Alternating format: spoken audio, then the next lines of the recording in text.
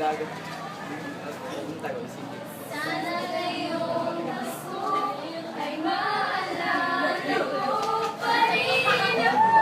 Hinahanap-hanap pag-ibig ko. Ngayong Pasko naghihingi ang Pilipino. Dahil ikaw bro, dahil ikaw bro, naghihingi ang Pilipino.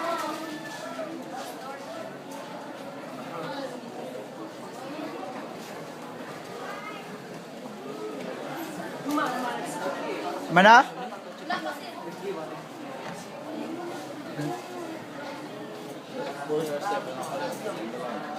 Isang araw, sa malayong lupain, may isang malaking saganang pamilya.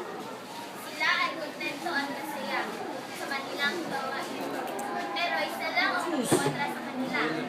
Yun ay si Tito. At habang sila ay kumakain, puro na ng gulay, gulay, gulay. Wala na mag-iba.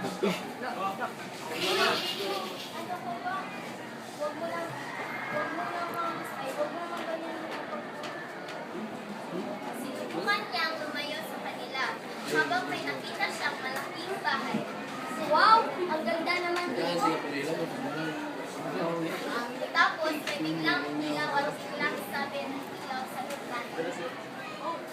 Wato, punta ka sa silid na ito at kagad namang pumasok si Tito sa silid. Wow! Daming pagkain, pera at alakas dito. Ang saya naman mayroon ka lahat.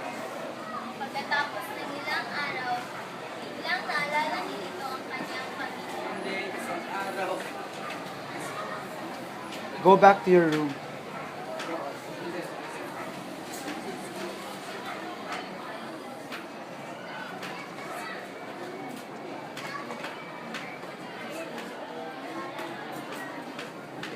Mahirap para ako lang mag-isa, kaya una ang gusto ko.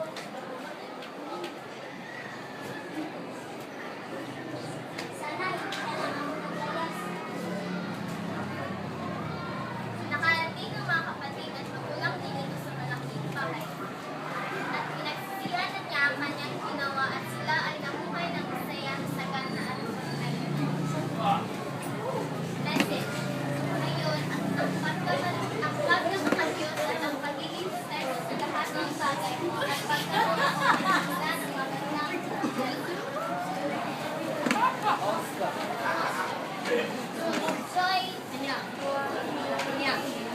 Joy to the world, the Lord has come. Let earth receive her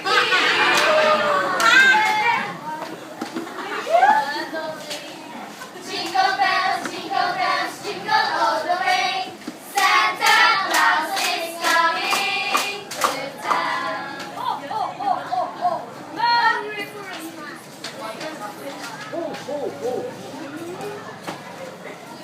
Okay.